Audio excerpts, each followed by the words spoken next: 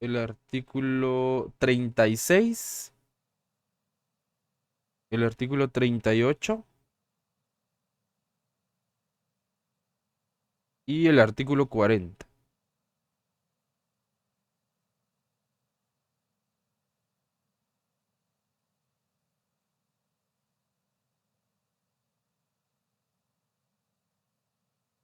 Y por último, el artículo 43 y 44.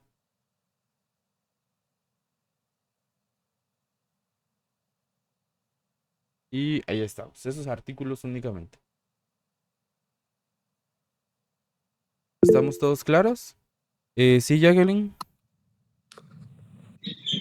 Buenas tardes, es que fíjese que yo tenía una duda. Ahí en el trabajo dice viernes 26, pero ese sería el viernes 28, ¿verdad? Esa duda se las había aclarado en el grupo. Algunos me habían hecho el comentario. Y en la plataforma se estableció la fecha para el 26, creo que es martes. Es Sí, miércoles, miércoles. miércoles 26. Pero eh, como queda en medio de la semana, también quería darles esa información y gracias por recordarme. Lo vamos a trasladar, sí, para el 28, pero para el día viernes, ¿sí? Viernes 28 van a tener hasta las 11:55 de la noche para poder subir su documento, Muy bien. Lick, ¿sí? disculpe, y estos Gracias. artículos los vamos a Ajá. leer y dijo que solo quería un análisis de cada uno. ¿Cómo así? Correcto, sí. Ustedes los Mm, leen y en su ujú. trabajo de investigación en el apartado del decreto 10/2012 ponen análisis o comentario personal del artículo 2, por ejemplo. Y ponen su comentario, máximo 5 líneas de comentario. No tiene que ser un comentario tan extenso, a menos que ustedes lo consideren necesario.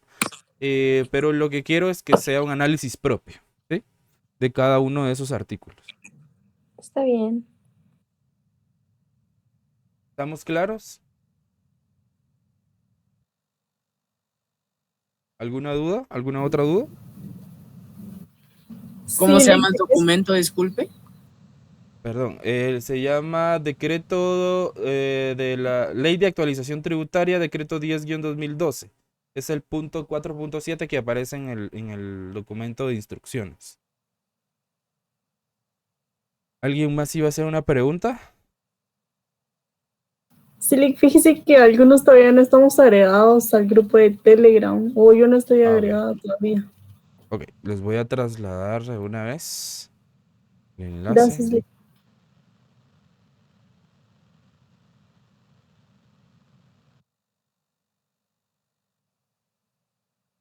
Ok, ahí les acabo de trasladar el enlace. Para los que aún no están agregados, por favor, se agregan. Si no les permite agregar, me avisan y vuelvo a generar el enlace. Bien, ¿dudas con relación a las nuevas instrucciones?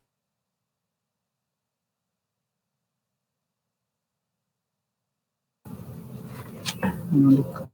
¿No? ¿Estamos?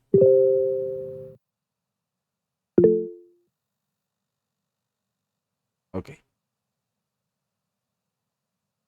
Bueno, entonces vamos a dar inicio. ¿Se recuerdan en qué diapositiva nos quedamos? En la número 11. En la 11, perfecto, muchísimas gracias.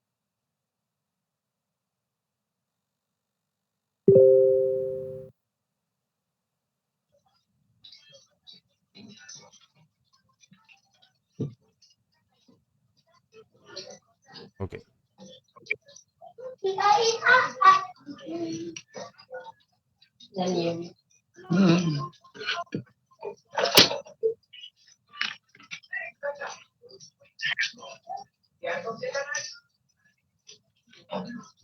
Ok, por favor me confirman si pueden visualizar la pantalla.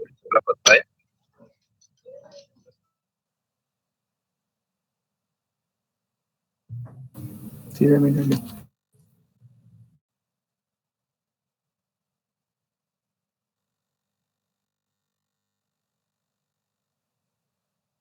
Ok, lo pueden ver en pantalla, pueden ver en pantalla completa la presentación. Sí, Sí, Sí, correcto.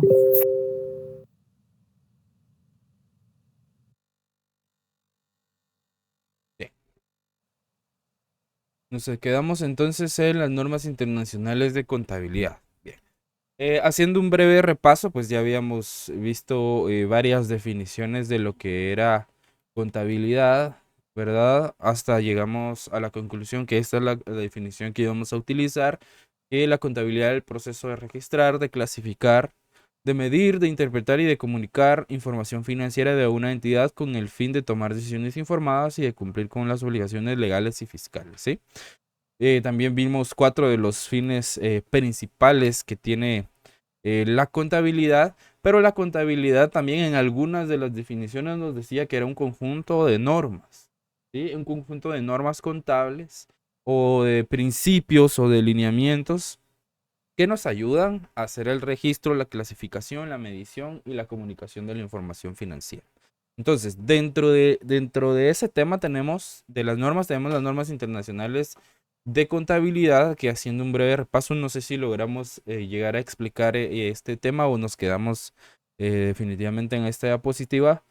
Nos dice que las normas internacionales de contabilidad, conocidas como NIC, son un conjunto de normas, ¿sí? Y de lineamientos establecidos por el Consejo de Normas Internacionales de Contabilidad, IASB, por sus siglas en inglés, con el objeto de estandarizar la presentación y la medición de la información financiera a nivel mundial, ¿sí? Esto quiere decir que cuando estas normas vienen a estandarizar la presentación de información financiera, se refiere a que los informes financieros que vamos a emitir en algún momento los podamos o puedan llenar características en donde en otros países también puedan entender la información financiera que estamos generando. Por ejemplo, si un mexicano, por ejemplo, viene acá a Guatemala, pone una empresa, pero digamos que la base de operaciones administrativas está en México y la empresa de acá de Guatemala tiene que enviar información financiera. Entonces lo que hacen las NIC es que aunque nosotros estemos acá en Guatemala emitiendo informes financieros y cuando se envían a México, ellos puedan interpretarlos de igual manera, independientemente de que estén en otro país. ¿Por qué? Porque lo único que va a cambiar son normas específicas que son las normas internas de cada país.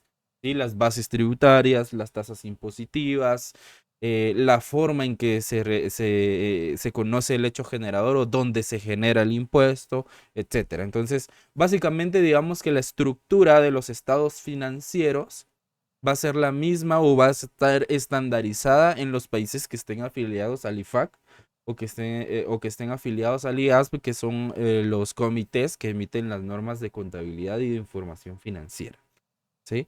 Luego nos dice que estas normas nos proporcionan un marco de referencia común para la preparación de los estados financieros, asegurando que la información financiera sea transparente, confiable, comparable y comprensible para los usuarios de la información financiera. Ok. Entonces, básicamente las NIC son un conjunto de normas, ¿sí? Su definición lo dice, son principios, son pilares o son pautas o son reglas, como ustedes gusten llamarle, que van a regular la información financiera de alguna manera y la presentación en cuanto a la estructura de los estados financieros de las empresas que operan en diferentes países.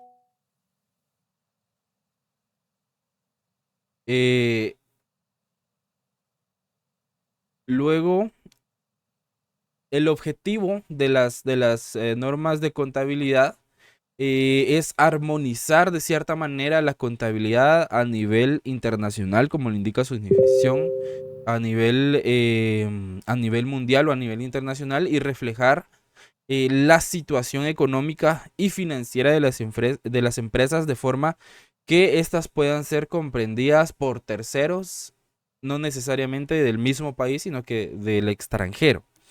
Estas normas fueron emitidas, como dice ahí, por el Comité de Normas Internacionales de Contabilidad, antes se llamaba IASC, en el año 1972-73, y en el año 2001 o a partir del año 2001 el organismo cambió su nombre a IASB. Entonces, y las normas ahora se le conocen como Normas Internacionales de Información Financiera, NIF. Ahora las NIF, si ustedes ven, las NIF en solo el índice van a encontrar que contienen NIF y que contienen NIC, que contienen CNIF y que contienen SNIC. Entonces, ¿qué significa eso? Que las NIF absorbieron a las NIC que ya existían y adicionalmente este comité creó nuevas normas o agregó nuevas normas, ¿sí? Entonces, esto fue en el año 2001. A partir del año 2001 entró en vigencia las NIF. En Guatemala, la Junta Directiva del Colegio de Contadores Públicos y Auditores adoptó las normas internacionales de información financiera como los nuevos principios de contabilidad generalmente aceptados. Y porque el Código de Comercio nos habla de principios de contabilidad generalmente aceptados. Entonces,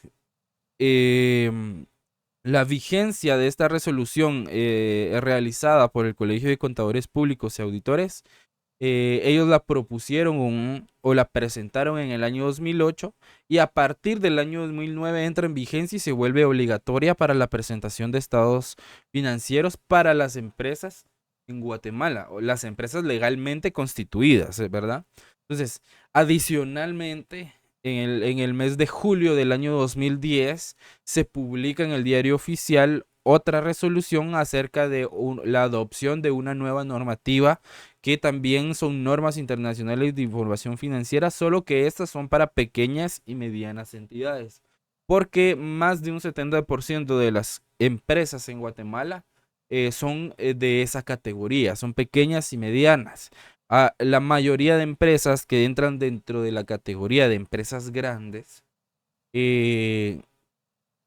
realmente son pocas las nacionales, ¿verdad? La mayoría de empresas muy grandes son multinacionales o son empresas que son de los dueños son del extranjero.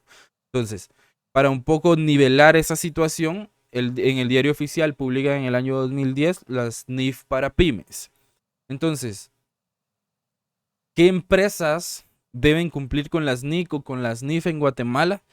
Como les decía anteriormente, la aplicación de las normas internacionales de información financiera hoy en día es obligatoria desde el año 2009 para todas las empresas sin excepción, las empresas legalmente constituidas. Entonces, el Colegio de CPAs es la entidad rectora de la profesión de la contaduría pública y la auditoría en Guatemala, siendo este ente el responsable de poder promover la investigación permanente de las normas y de las técnicas de contabilidad y de auditoría de las que deben de regir acá en Guatemala.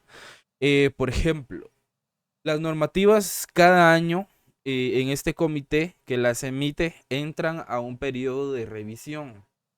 Entonces, cada vez que entran a un periodo de revisión, analizan la situación mundial, ¿verdad? De las empresas, de la economía, entre otros, y evalúan cada una de las normas para ver si esas normas todavía tienen aplicabilidad, por lo menos en la mayoría de países, o si es necesario quitar alguna norma y agregar alguna otra que venga a ayudar la presentación de información financiera, o si es necesario modificar o actualizar las normas que ya existen. Entonces, por ejemplo, con las NIF para pymes, la última revisión o la última norma vigente es la del año 2015, ¿sí? Que entró en vigencia a partir del año 2016. Y actualmente en el año 2022 hay una propuesta de revisión de las NIF para pymes que en febrero de este año entró a revisión y es muy posible que en el año 2024 vaya a estar entrando en vigencia. Eso también depende de si los cambios que están proponiendo son significativos, ¿verdad? Porque si no va a cambiar mucho, únicamente emiten una resolución de actualización de una norma, ¿verdad? No modifican toda la normativa. Entonces, por esa razón también es muy importante la normativa internacional. Adicionalmente nos dice que las NIC se aplican a una amplia gama de elementos y de transacciones contables, cubriendo temas como la presentación de estados financieros, la medición de activos y pasivos, los ingresos, los gastos y otros aspectos relevantes para la contabilidad. Dice que estas normas y muchas otras buscan garantizar la transparencia y la comparabilidad de la información financiera, permitiendo a los usuarios comprender y evaluar de manera adecuada el desempeño financiero y la posición financiera de una entidad. Es importante destacar que las NIC se utilizan en muchos países alrededor del mundo y han sido adoptados por varias jurisdicciones como parte de sus requerimientos contables, como lo es Guatemala. Sin embargo, es posible que cada país tenga ciertas variaciones o adaptaciones a las NIC para cumplir con sus propias regulaciones y prácticas contables locales. Acá vemos lo que les decía.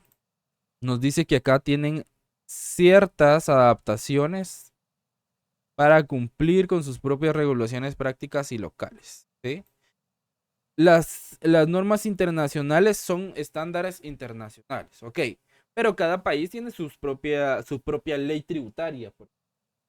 ¿Sí? Por ejemplo, puede que acá la tasa impositiva del IVA es el 12%, en El Salvador puede que sea el 14 o el 13%, y así podríamos ir en cada país, y cada país tendría una tasa impositiva o una tasa de impuestos sobre la renta diferente. Incluso podrían tener diferentes categorías de renta o más categorías de renta de las que nosotros tenemos. Nosotros en Guatemala actualmente tenemos 3 categorías de renta. Por ejemplo, si vamos a Perú, vamos a encontrar 5 categorías de renta, y dentro de una de esas categorías se subdividen otras categorías de esa categoría. Incluso en México ahora los dividen como personas morales, individuales, jurídicas, etc. Tienen varias diferentes clasificaciones. Entonces, en cada país que nosotros podamos analizar, va a ir variando siempre su regulación local, ¿verdad? Pero eso no significa que la estructuración de la información financiera no vaya a ser estándar si se utilizan las normas internacionales de contabilidad. Entonces, en conclusión, las normas de contabilidad son un conjunto de reglas y de lineamientos que se utilizan para estandarizar la forma en que se presenta y que se mide la información financiera de todo el mundo. Y estas normas, su objetivo principal o su objeto principal va a ser asegurar que la información financiera sea clara, sea confiable, sea comparable entre diferentes empresas y diferentes países. Entonces, las NIC van a abarcar temas como la presentación de estados financieros, la valoración de activos y pasivos, etcétera, ¿verdad? Entonces, eso lo que va a ayudar o lo que va a facilitar es la toma de decisiones informadas tanto para los inversores que puedan ser del extranjero como para otros usuarios interesados en esa información contable. ¿Alguna duda? ¿Estamos claros? ¿Dudas? ¿Comentarios?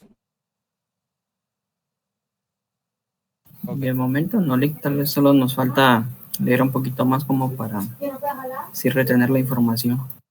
Ok. Les recuerdo que estas presentaciones esta presentación específicamente ya está en la plataforma. Si nos da tiempo el día de hoy, vamos a entrar ya directamente al tema del impuesto sobre la renta, a ver diferentes características que tiene y a entrar a cálculos ya prácticos de impuestos sobre la renta, ¿sí? Entonces, ahí tal vez les va a servir la lectura de los artículos del trabajo de investigación. Bien, continuamos. Ahora vamos con las normas internacionales de información financiera plenas y las NIF para pymes. Nos dice que las normas internacionales de información financiera plenas o NIF full son aplicables a entidades de mayor tamaño y complejidad. Generalmente las empresas cotizadas en bolsa o con obligaciones públicas de reporte financiero. Estas normas son más detalladas y cubren una amplia gama de temas contables. Ok. Y las normas internacionales de información financiera para pequeñas y medianas entidades son un conjunto simplificado de normas diseñado específicamente para entidades de menor tamaño. Y estas normas simplifican los requisitos de presentación y de medición establecidos en las NIF plenas, adoptándolos a las necesidades y capacidades de las pymes. Ok, acá hay una diferencia fundamental entre las NIF plenas y las NIF para pymes, ¿sí? La diferencia fundamental entre estas dos NIF es que las NIF plenas es un conjunto de normas, o sea, son varias normas en un solo documento. Y la NIF para pymes es una sola norma, ¿sí? Es un documento que contiene una sola norma que está dividida en secciones. Adicionalmente, también hay otra diferencia fundamental que es la estructuración de la información financiera. Y el principal cambio es en el estado de situación financiera, ¿sí? ¿Se recuerdan de los 5 estados financieros básicos? ¿No? Sí, ¿Sí? ¿Cuáles eran los 5 estados financieros básicos? situación financiera, de resultados, ¿Ok? cambios en el patrimonio, flujo de efectivo y los estados financieros. Y las notas a los estados financieros es el último. Así es. Ok, gracias, correcto. Entonces, la principal diferencia entre estas dos normativas en la estructuración es en el estado de situación financiera. Ahí en las NIF plenas siempre se va a iniciar con los activos fijos o los activos no corrientes. Luego se va con los activos corrientes y luego saca la sumatoria del activo. Luego de la sumatoria del activo viene la sección del patrimonio y del capital. Desglosa la sección del patrimonio, suma el patrimonio, luego entra la sección del pasivo, integra el pasivo no corriente y el pasivo corriente y luego saca la sumatoria del patrimonio y el pasivo. Y ahí estructura el estado de situación financiera. En cambio, las NIF para pymes, el cambio fundamental que tiene es que va a empezar con el activo corriente, sigue con el activo no corriente, saca la sumatoria del total del activo, sigue con los pasivos, pasivo corriente, pasivo no corriente y deja por último el capital o el patrimonio. Entonces, esa es la diferencia fundamental porque dependiendo del tamaño de las empresas, también es lo primero que queremos estructurar en el estado de situación. Por ejemplo, si mi empresa es mucho más grande, por ende voy a tener mucho más activos fijos o activos no corrientes. ¿Qué son los activos no corrientes o activos fijos? Ahí puede entrar, por ejemplo, los terrenos, los edificios, los vehículos, entran los muebles de oficina, las computadoras, etcétera, ¿verdad? Todo lo que tenga un valor monetario significativo. También entran dentro de los activos no corrientes los gastos de organización, gastos de instalación, patentes de comercio, derecho de llaves, etcétera. Todo lo que se pueda depreciar y que se pueda amortizar. Incluso pueden entrar inversiones a largo plazo, etcétera, ¿verdad? Entonces, por esa razón es que las NIF plenas, al ser empresas más grandes las que las utilizan, tienen mayor concentración de valor monetario en esos activos. Por esa razón es que se estructuran de primero. En cambio, las NIF para pymes, hacer entidades más pequeñas, primero se describe el activo corriente porque a ellos les interesa más las cuentas que sean realizables. ¿Qué significa que sean realizables? Por ejemplo, las cuentas por cobrar son realizables porque yo puedo ir mañana con el cliente, le puedo ir a cobrar y el cliente me puede pagar, ¿sí? Entonces es más fácil de poder obtener ese dinero. O, por ejemplo, si yo tengo equivalentes de efectivo, como un pagaré que me deben a mí, ¿verdad? Documentos por cobrar, lo puedo hacer efectivo, ya sea que lo negocie en el banco como un documento descontado o que directamente el deudor me pague ese dinero que me debe. Entonces, por esa razón, digamos que ahí se visualizan las prioridades dependiendo del tamaño de la empresa. ¿Estamos claros ahí? ¿Dudas?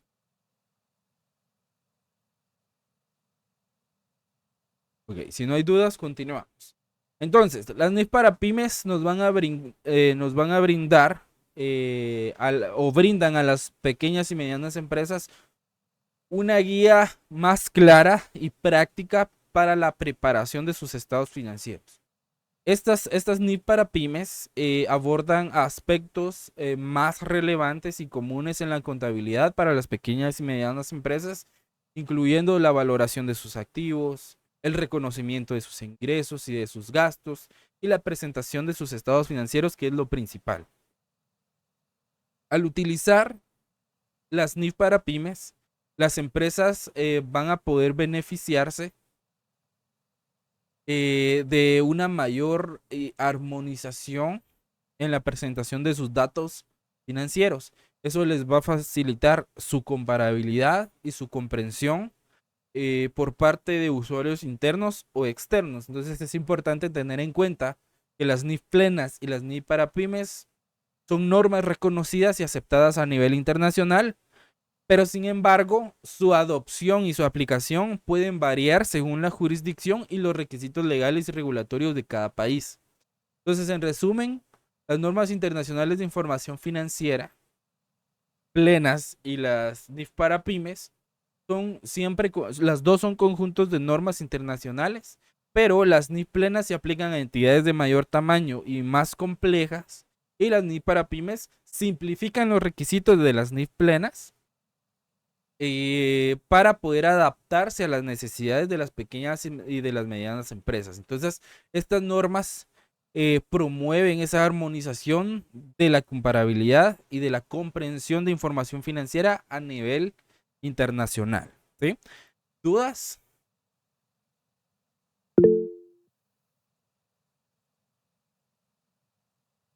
Sí, Heidi.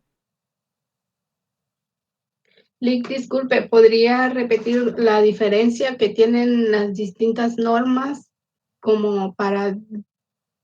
Es que no le entendí ahorita lo último. Ok, repito, vamos de nuevo con las diferencias entre las NIF plenas y las NIF para pymes. La diferencia principal y fundamental de las NIF plenas y de las NIF para pymes es que las NIF plenas son varias normas. ¿Sí? Está la NIF 1, NIF 2, NIF 16, etc. Y así sucesivamente. NIC 1, NIC 2, NIC 13, NIC 12, etc. Eso forma parte de las NIF plenas. Ahora, la NIF para pymes es una sola norma que se divide en secciones. ¿Sí? Entonces tenemos la NIF 1 de la NIF para pymes, pero la sección 1, sección 20, sección 5, sección 28, sección 30. ¿Sí? Entonces esa es la diferencia fundamental. La otra diferencia es que en la estructuración del estado de situación financiera, si nosotros usamos NIF plenas, vamos a iniciar con el activo no corriente, o siempre vamos a iniciar a estructurar con el activo y pasivo no corriente. Y en las NIF para pymes iniciamos con el activo y pasivo corriente. ¿Sí? Esas son las dos diferencias fundamentales. ¿Estamos más claros ahí?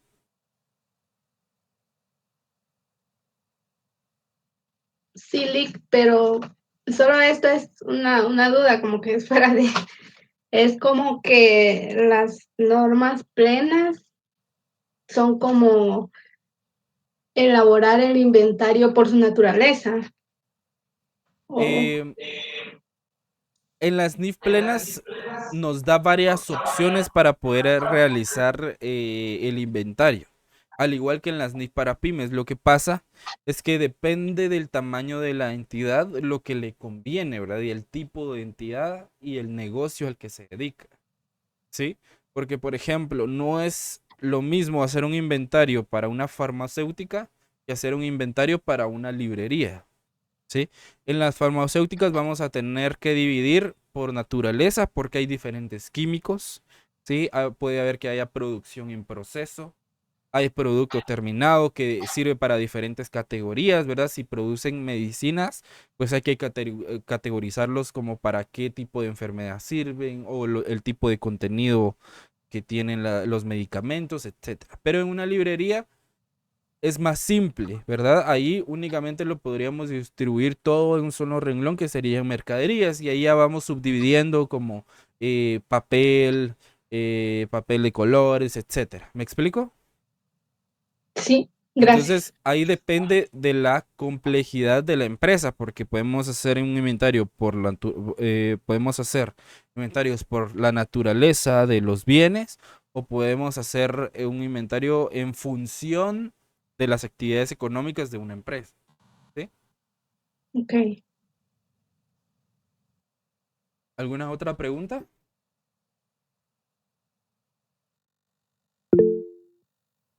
Sí, Luis.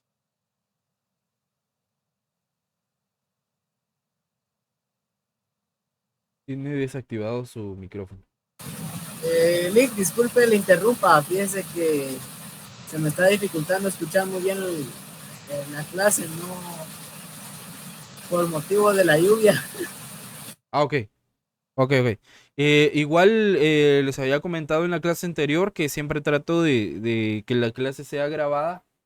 Entonces, yo a más tardar los días lunes espero poder subirles siempre las grabaciones para que si en estos casos, así como ahorita que está lloviendo, se les dificulta, puedan tener esa opción de volver a ver la clase, ¿verdad? Para no perderse las explicaciones o los procedimientos prácticos. ¿Sí? Entonces, yo diría que tal vez hoy más tarde o mañana a más tardar estaría subida la grabación. ¿Alguna otra pregunta? ¿Estamos claros con las diferencias de las NIF plenas y de las NIF para pymes? Tal vez ahorita los conceptos de activos, pasivos y la distribución o estructuración de los estados financieros, tal vez les quedan ahorita como que, ¿qué es eso, verdad?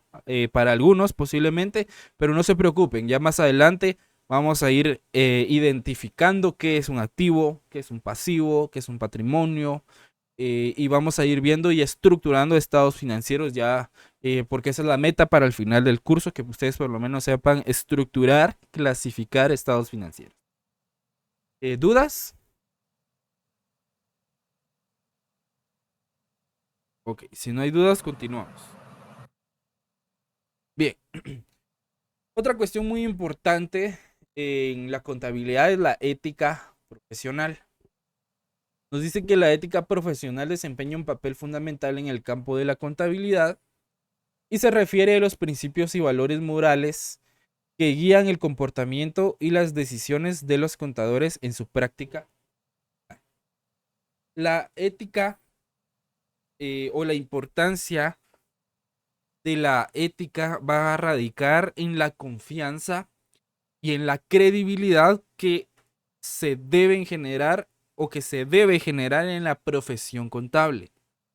Los contadores somos responsables de manejar información muy sensible y de tomar decisiones que pueden tener un impacto significativo en las empresas y en la sociedad en general. Entonces, por esa razón, esas dos palabras son claves: confianza y credibilidad. Eso es lo que nosotros debemos de generar al momento de que estemos ejerciendo nuestra profesión como contadores. Adicionalmente, el comité que emite las normas internacionales de auditoría, que es el IFAC, también emite un código de ética para los profesionales de la contabilidad en el ejercicio y en el desempeño de las actividades en el sector privado, en el sector público, ¿sí? Y como profesionales independientes. Se divide en 3 secciones: la sección A, B y C, que habla de cada uno de esos puntos. Y ese código de ética nos da 5 principios fundamentales, de los cuales acá vamos a ver únicamente 4. Y esos principios son los siguientes. Por favor, ¿alguien me podría ayudar a leer la definición del principio de integridad?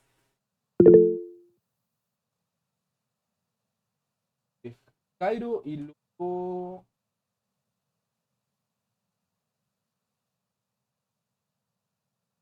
Cairo, luego vamos con Alexander y luego vamos con Jennifer. En ese orden, por favor. Integridad.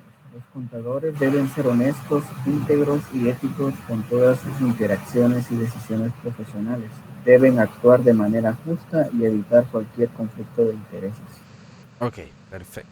Bien, este es el primer principio: integridad. Se supondría que para estas alturas del partido las normativas ni siquiera nos tendrían que estar recordando este principio, porque se supone que es la integridad, al ser un valor moral, lo tendríamos que haber desarrollado desde pequeños, ¿verdad? Entra dentro del rango de la moral, en donde nuestros padres nos enseñan a decir la verdad, etcétera, ¿verdad?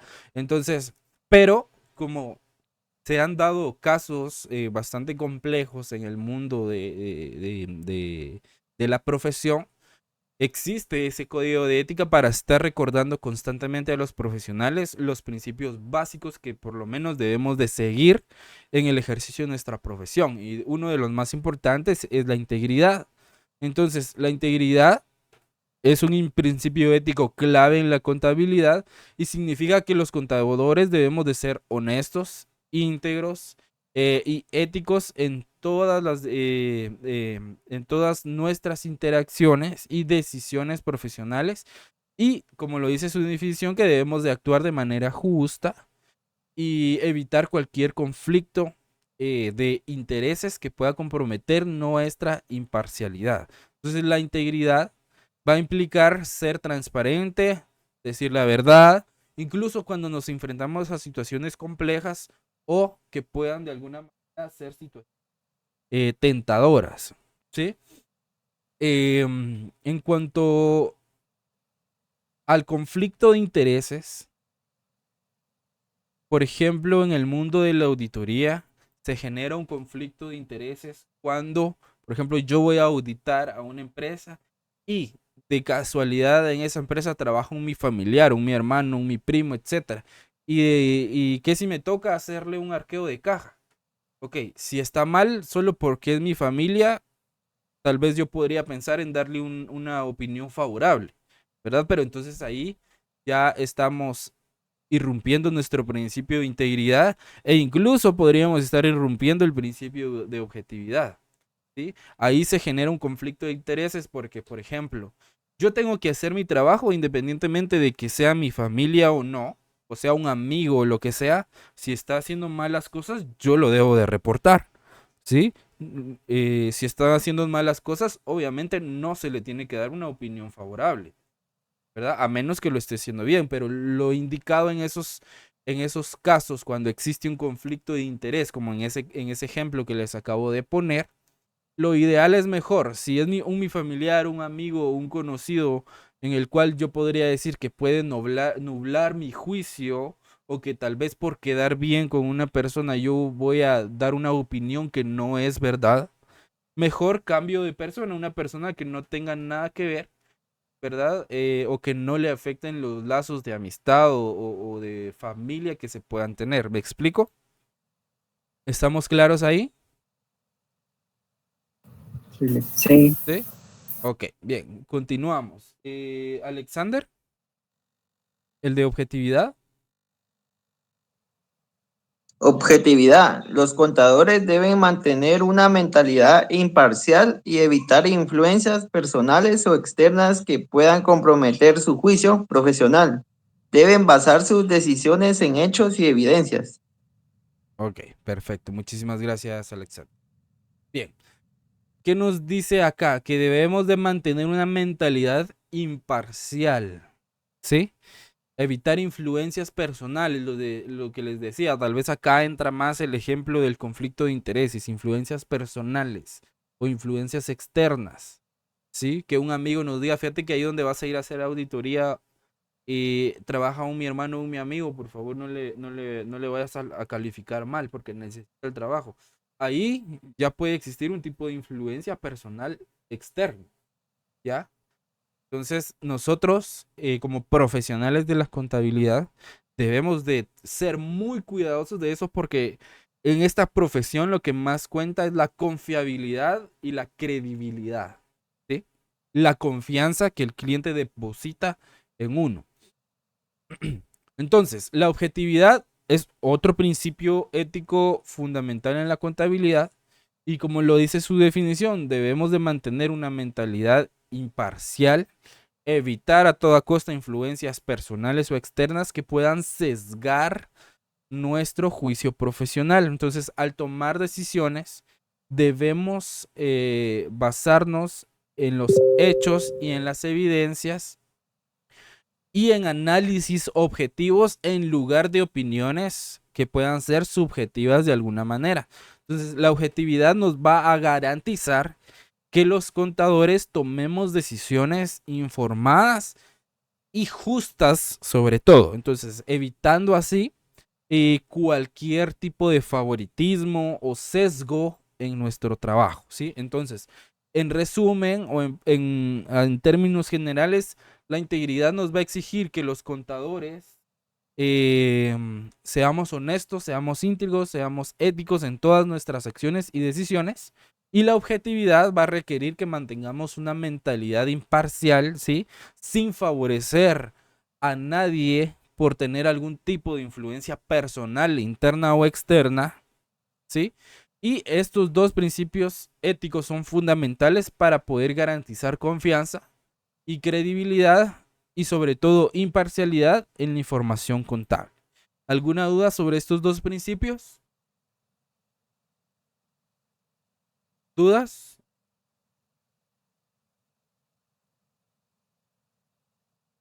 No le Creo que él tenía.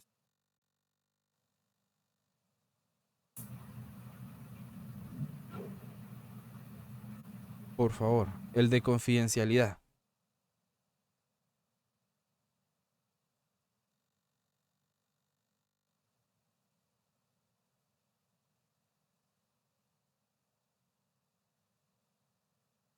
Jennifer. Creo que era Jennifer. Jennifer.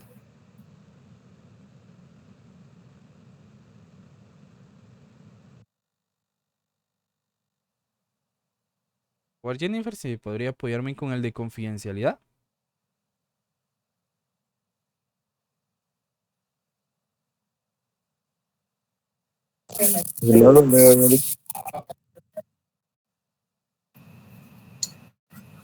Él me apoya con el de competencia. Ok. Confidencialidad. Los contadores tienen la responsabilidad de salvaguardar la información financiera y respetar la privacidad de los clientes y partes interesadas. Deben mantener la confidencialidad de la información obtenida en el ejercicio de su profesión, a menos que exista una obligación legal o profesional para divulgarla. Ok, perfecto. Entonces acá en la definición ya más o menos nos da a rasgos muy generales qué es lo que va a implicar la confidencialidad, ¿verdad? Pero lo indica es como no estar divulgando, ¿verdad? La información financiera sensible del cliente porque es nuestra responsabilidad resguardar esa información. Entonces, la confidencialidad también es un principio ético importante y los contadores tenemos esa responsabilidad, ¿sí? De proteger, de salvaguardar esa información financiera y respetar esa privacidad que los clientes pues están confiando en nosotros su información privada de su empresa, ¿sí? Por decirlo de alguna manera. Entonces, acá nosotros debemos de mantener la confidencialidad de la información obtenida en el ejercicio de nuestra profesión, a menos, como lo dice la definición, que exista una obligación legal o profesional para divulgarla. ¿A qué se refiere cuando dice que exista una obligación legal? Por ejemplo, si la empresa o el cliente está siendo sujeto de una investigación judicial y por orden de un juez competente solicitan revelar cierta información, ya sea personal del cliente o de sus empresas, entonces ahí por ley estamos obligados a divulgar la información que está solicitando el juzgado o el juez competente. ¿Sí? Ahí nosotros no podríamos hacer nada porque si nosotros no presentamos la información, si se le comprueba un delito al cliente, vamos a ser nosotros cómplices de ese delito. ¿Sí? Entonces, únicamente si existe esa obligación legal, pues se va a divulgar esa información. Se va a divulgar esa información. O cuando existe una obligación profesional. Por ejemplo, si nosotros visualizamos que existen actividades anómalas o actividades inadecuadas o actividades no éticas dentro de la empresa donde estamos fungiendo el papel de contadores o de auditores, nuestra obligación profesional va a ser divulgar, tal vez no la información financiera en sí, pero poder denunciar esos actos anómalos o ilícitos que se pudieran estar cometiendo. Obviamente teniendo evidencia suficiente y adecuada. ¿A qué nos referimos con evidencia suficiente y adecuada? Cuando hablamos de evidencia suficiente, se refiere a la cantidad de evidencia que nosotros podamos tener para poder poner la queja o la denuncia. Y adecuada se va a referir a la calidad de esa. ¿Sí? Entonces, en la confidencialidad va a implicar que los contadores debamos de tomar medidas medidas adecuadas para poder proteger y para poder salvaguardar o resguardar la información confidencial, evitando su acceso no autorizado y la divulgación indebida a personas que no estén autorizadas o a personas que no tengan que tener acceso a esa información.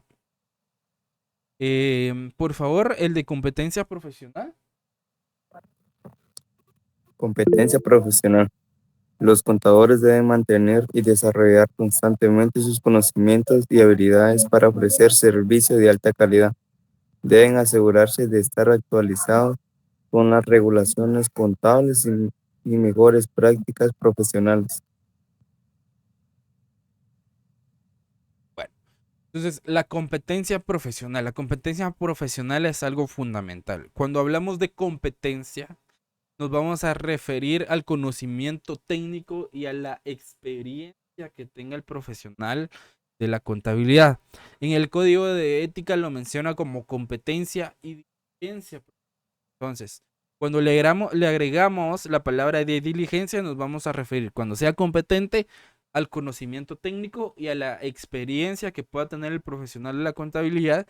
Y cuando hablamos de diligencia, en palabras coloquiales, significa que sea pilas para la resolución de conflictos y de problemas que se le estén presentando, ¿sí? Entonces, cuando hablamos de competencias, debemos de mantener y poder desarrollar constantemente sus habilidades, como lo dice su definición, sus conocimientos y habilidades para ofrecer servicios de alta calidad, ¿sí? Nos dice que debemos asegurarnos de estar actualizados con las regulaciones contables y las mejores prácticas profesionales. Acá,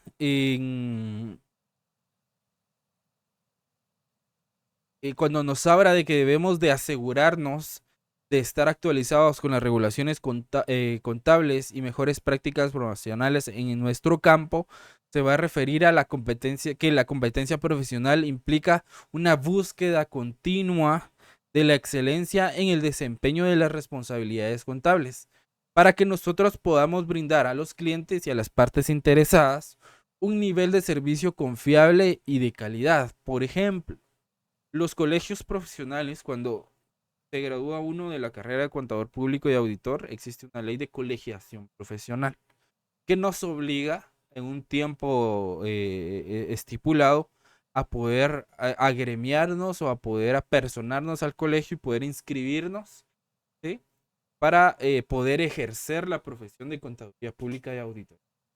Ok, teniendo eso en cuenta, cuando uno está colegiado, el colegio de profesionales tiene programas de capacitación continua.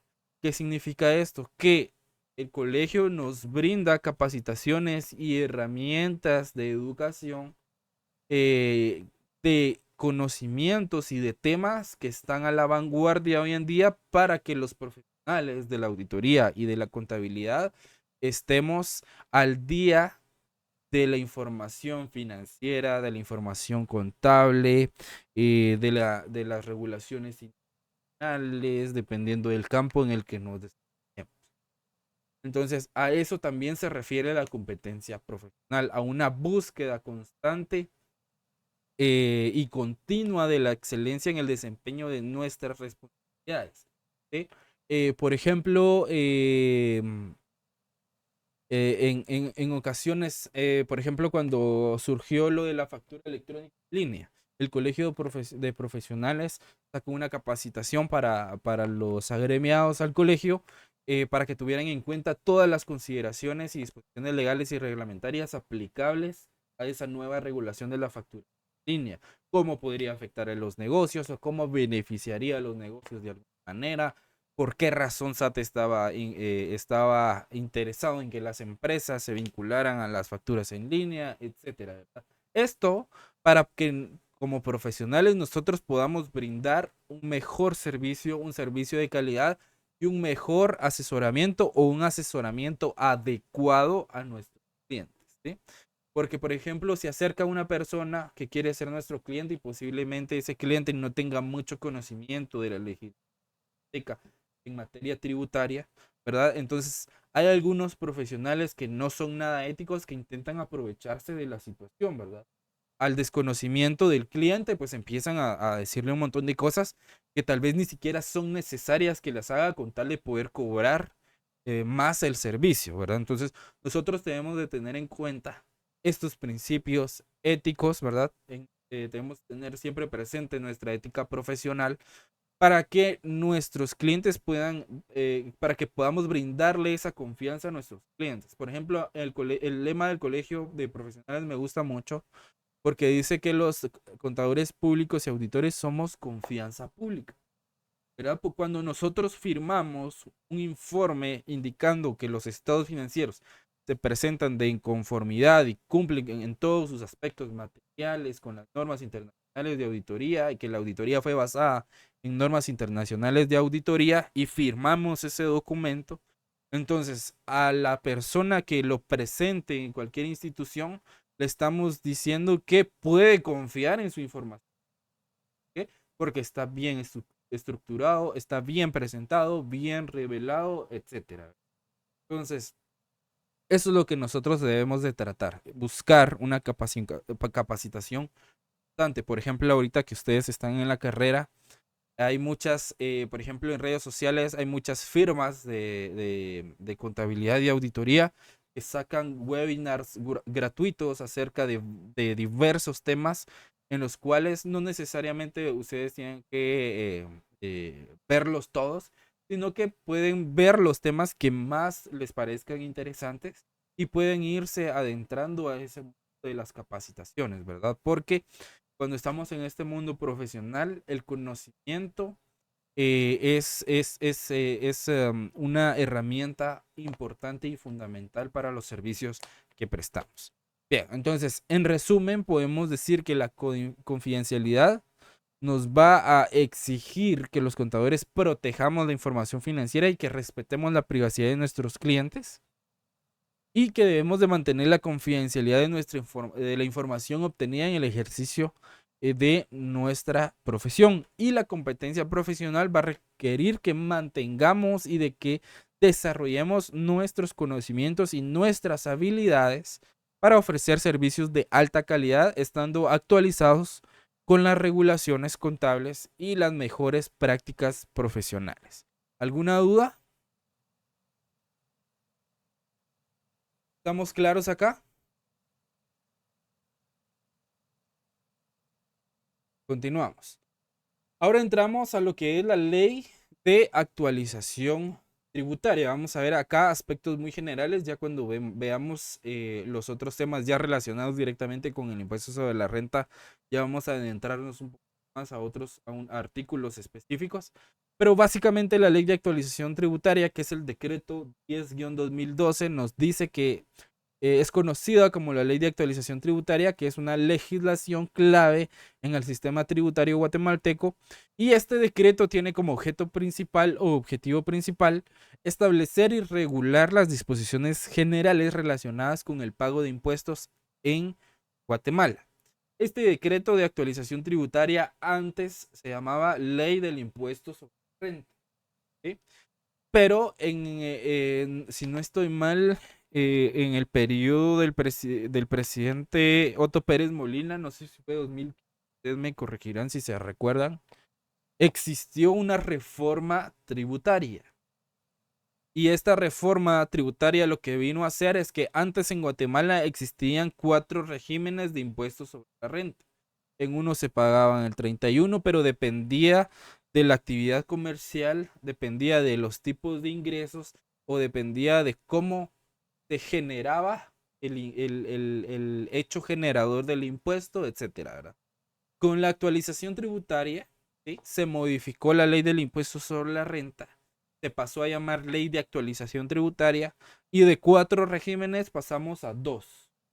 ¿Sí? En uno se paga el 25% trimestralmente y en otro se paga el 5% entre 1 centavo a 30,000 quetzales y de 30,000 quetzales en adelante se paga el 7%. Entonces digamos que en ese otro régimen hay 2 tasas impositivas, ¿sí? Y en esos 2 regímenes se resume el impuesto sobre la renta hoy en día, y obviamente cada régimen tiene sus propias particularidades, tienen sus propias características, tienen sus propias obligaciones, pero también tienen sus beneficios, dependiendo también del sector económico, de la industria en el que la empresa esté desarrollando su actividad económica, ¿sí? Luego nos dice que en el libro 1 de la Ley de Actualización Tributaria abarca las disposiciones generales del sistema tributario guatemalteco. Este libro establece los principios fundamentales y procedimientos y obligaciones tributarias que los contribuyentes debemos de cumplir.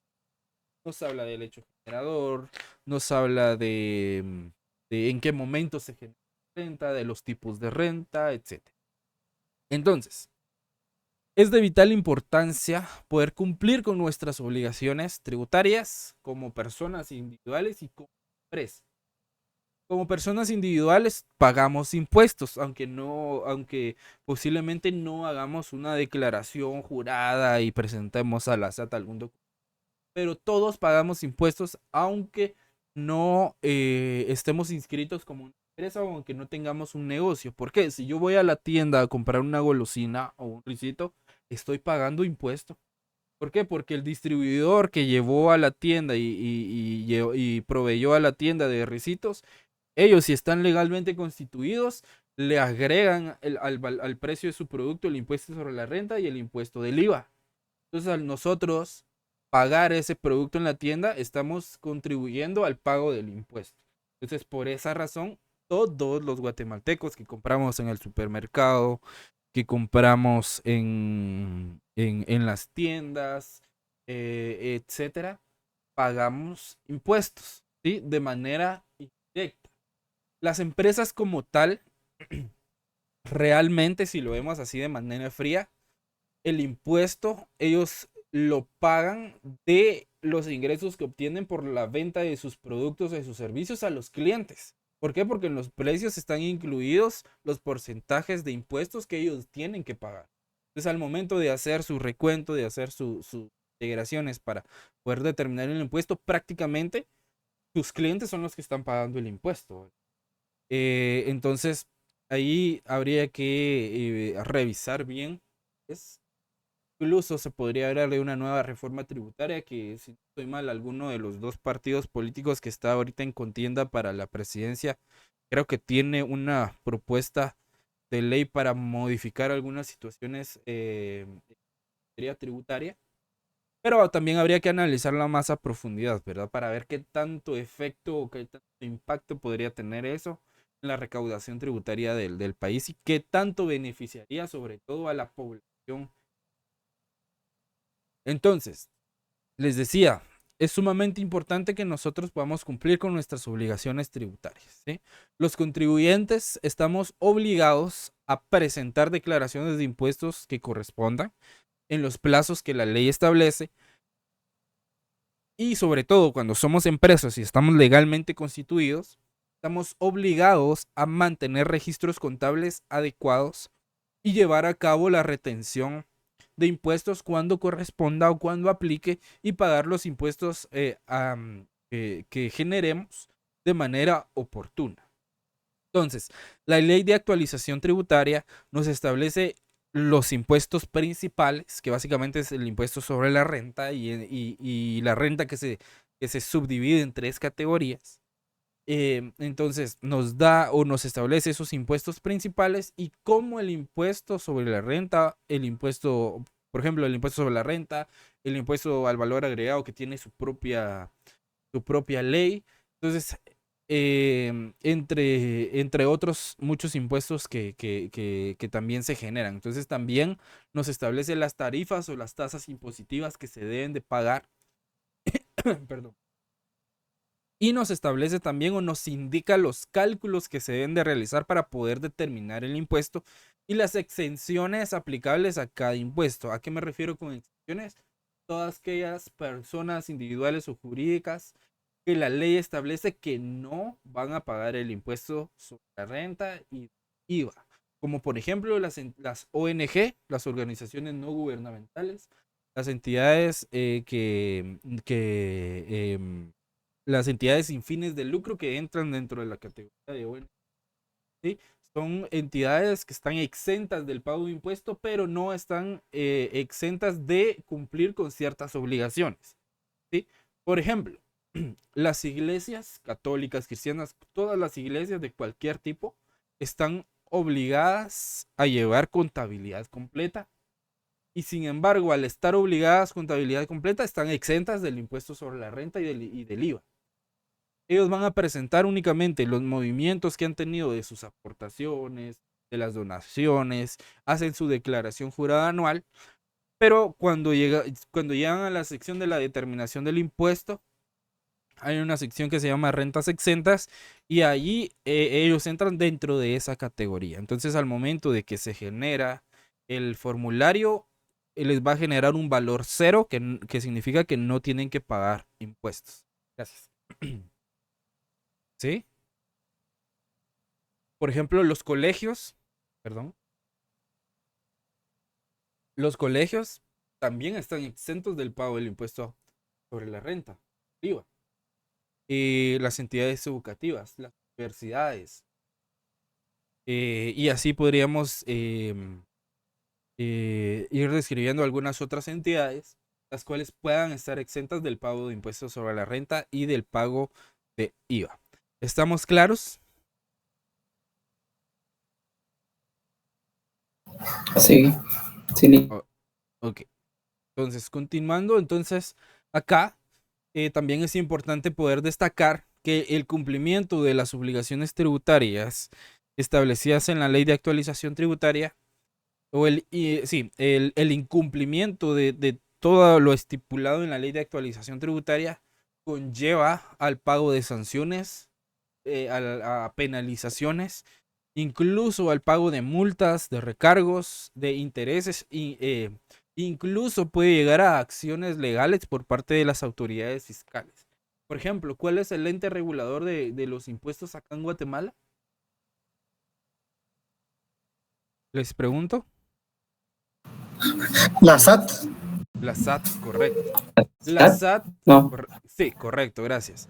La SAT a los contribuyentes que tienen omisos importantes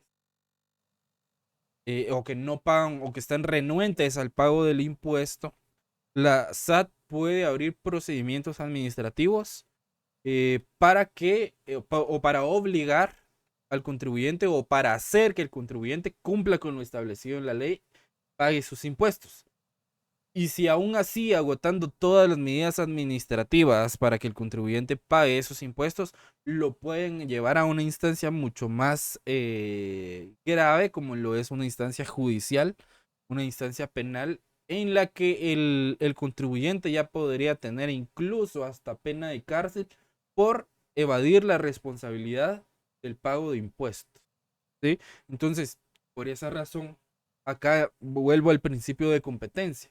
Debemos de tener el conocimiento técnico, la habilidad y la experiencia para asesorar a nuestros clientes o a nuestros empleadores de manera adecuada para no caer en cuestiones que nos puedan poner en una posición compleja, ¿sí?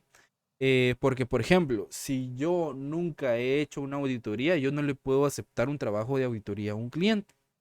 ¿Sí? Porque puede que en algún momento yo no sepa lo que esté realizando, los procesos que tenga que desarrollar y tampoco sepa qué responsabilidad es la que estoy conllevando al momento de firmar un informe de auditoría, ¿sí? O por ejemplo, decirle al cliente, ok, yo le puedo hacer sus estados financieros y no sabemos ni siquiera qué es un estado financiero o cómo clasificar las cuentas o cómo clasificar las transacciones, o cómo determinar el pago del impuesto, etcétera. No podemos decir que podemos hacer algo si no sabemos cómo hacer. A eso también se refiere el principio de competencia, que lo podemos aplicar en este ejemplo. ¿Estamos claros? ¿Dudas?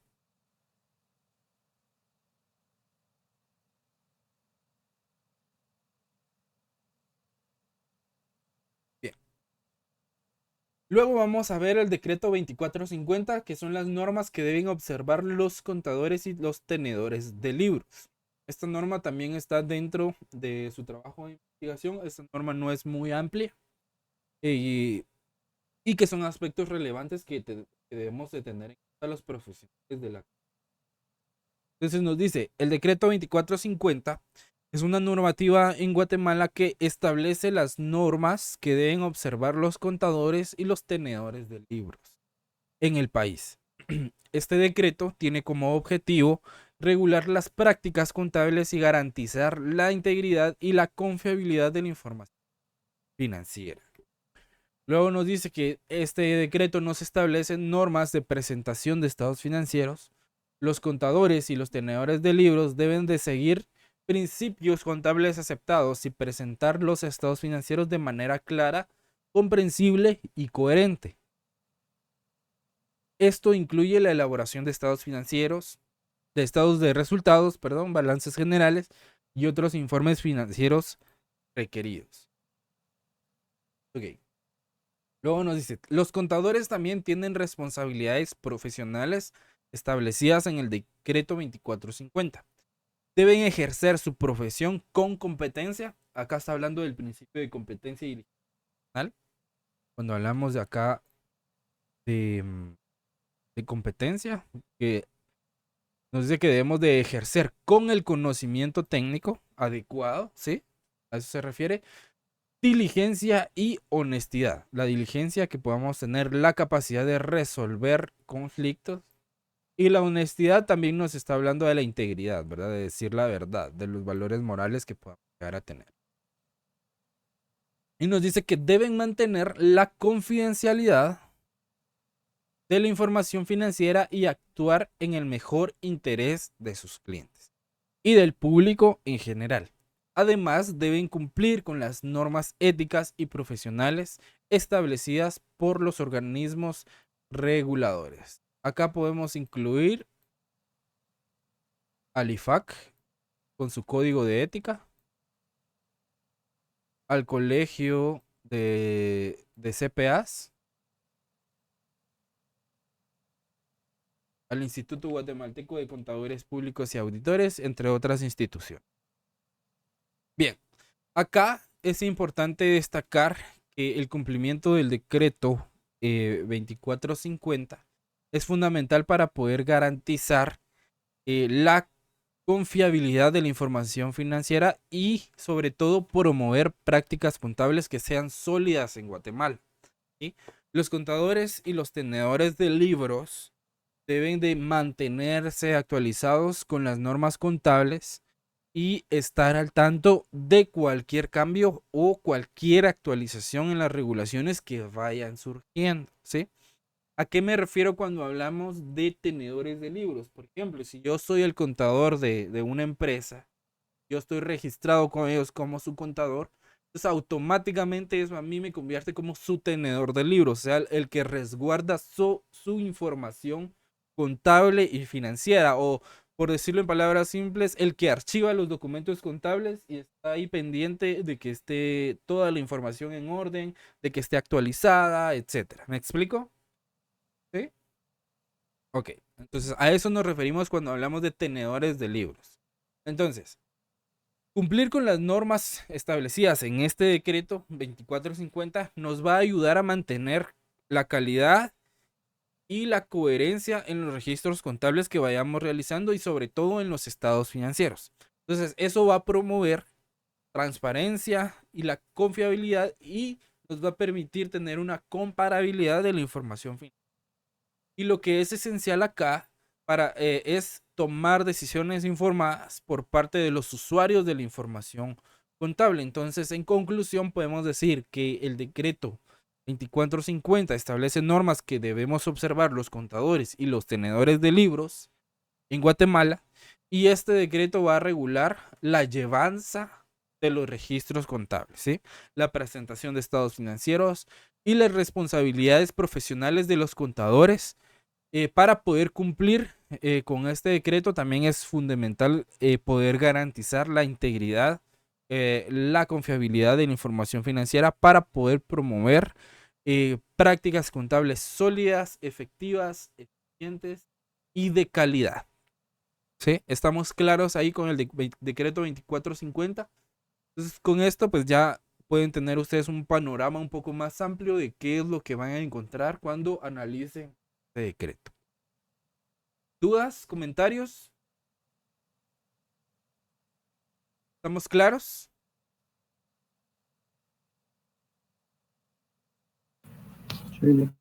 ¿Sí? Ok. Entonces, si no hay dudas, vamos a realizar este ejercicio. Ya vimos varias definiciones de qué es contabilidad, ¿sí?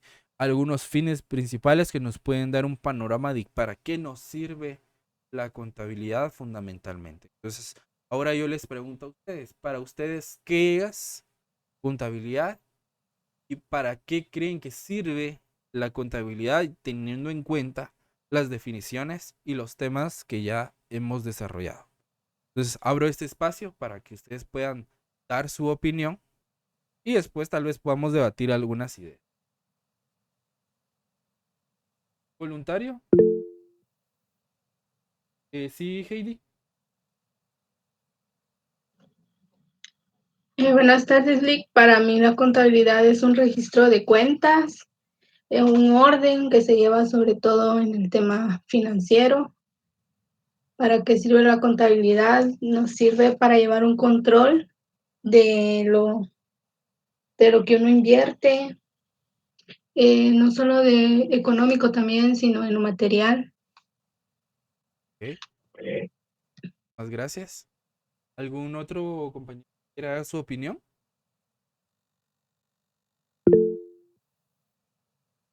¿Sí, Mario? En este caso, la contabilidad es como una disciplina que se encarga de registrar todos los movimientos. En este caso, se encarga de analizar y presentar la información como financiera de cada empresa o organización porque en este caso su objetivo es proporcionar una imagen bastante clara sobre lo que se está llevando a cabo. Ok, perfecto. Muchísimas gracias. Sí, Alexander. Solo como así como usted también me había dicho, era de clasificar y resumir y registrar. Ok. Perfecto. ¿Alguien más? Estrella. Para mí la contabilidad es todos los bienes, ingresos, egresos, todos los recursos que posee una empresa y sirve para el registro, la clasificación de estos mismos, ¿verdad? Para llevar un control financiero dentro de la empresa. ¿Algún otro que nos quiera dar su opinión?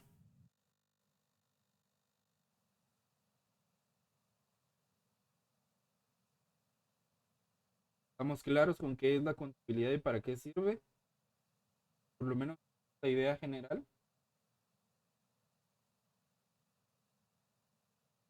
Vale. Entonces, ya habíamos definido cuál era la definición concreta que íbamos a utilizar para el curso. Entonces, nos decía que la contabilidad era un proceso, ¿sí? Para registrar, para clasificar, para medir, interpretar y para comunicar información financiera de una empresa, ¿sí? Y para cumplir con las disposiciones fiscales y legales. Entonces, a través de ese proceso, la contabilidad va a capturar todas las transacciones económicas y a través de la captura de esa información va a generar los estados financieros. Entonces, y los estados financieros que hacen van a reflejar la situación económica real de la empresa y la situación financiera de la entidad, cómo la empresa está gestionando los recursos, cómo se está organizando. Y la contabilidad va a ser esencial para la gestión de las organizaciones o de las empresas, ¿sí? Porque nos proporciona esa información clave para la toma de decisión.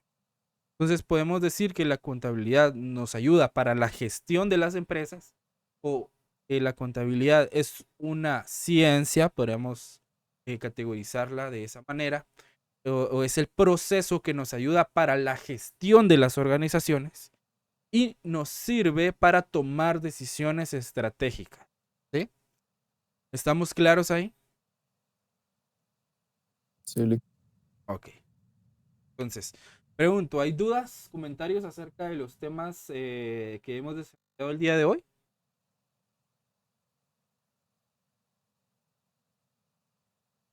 ¿Estamos claros con con los conceptos básicos de contabilidad? Ok. Sí, Lick. Entonces, nos quedan 3 minutos, ¿verdad? Ok. Entonces, lo vamos a dejar acá. Acá ya terminamos, digamos, con la parte más teórica. El próximo domingo vamos a entrar ya a una parte un poco más práctica. ¿Sí, Heidi? Lick, disculpe, solo una tarea tenemos en su curso, ¿verdad? ¿O me equivoco? Ahorita por el momento sí. Ahorita les iba a decir de qué trataba la otra tarea. Ok, gracias. Ok. Entonces, ya el próximo domingo vamos a entrar al tema, uno de los temas fundamentales en la contabilidad, que es el impuesto sobre la renta. ¿Sí? Vamos a ver conceptos clave del impuesto sobre la renta. Vamos a analizar los artículos que ustedes van a desarrollar en su investigación y vamos a esquematizar más o menos cómo es que funciona el impuesto sobre la renta acá en Guatemala y vamos a hacer unos ejercicios de cómo determinar el impuesto sobre la renta, ¿sí? Entonces, les va a quedar de tarea para el próximo sábado 29, ¿sí? Y van en una hoja, en una página, ya sea lo pueden hacer a mano o en computadora, con sus propias palabras, así como participaron el día de hoy, ustedes van a definir qué es la contabilidad, ¿sí? Y para qué sirve la contabilidad en Guatemala. ¿Sí? Únicamente una página, la actividad se les va a estar subiendo a la plataforma en estos días con esa instrucción. Y básicamente es eso, no tiene que ser algo muy técnico, con sus propias palabras, que a mí lo que me interesa es ver lo que ustedes han comprendido de los temas que hemos desarrollado. ¿Estamos claros ahí? Ok, únicamente eso sería para no saturarlos de tanta información, porque con esta investigación, pues considero que es más que suficiente, ¿verdad? Entonces, ya cuando entremos al tema del impuesto sobre la renta, pues ya vamos a entrar a otra categoría de tareas, que son las tareas prácticas, sobre todo porque esto nos va a ayudar a tener un panorama de más o menos cómo se determina el impuesto sobre la renta en un periodo fiscal, ¿sí? Cuando yo hablo de periodo fiscal me refiero al 1 de enero de cada año al 31 de diciembre de cada año. Entonces, prácticamente un periodo fiscal es un año, ¿sí? Un año calendario. Ok. ¿Dudas, jóvenes? ¿No? ¿Estamos claros? Ok. Entonces, solo los voy a molestar para los que no tienen activa su cámara, si la pueden activar para poder tomar la última captura de pantalla de la asistencia. Y con eso finalizaríamos.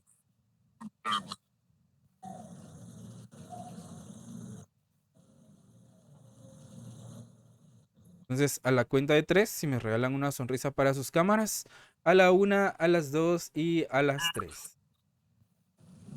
Ahí estamos. Muchísimas gracias. Un gusto haber estado con ustedes y les deseo mucho éxito. Tengan feliz tarde. Gracias, feliz tarde.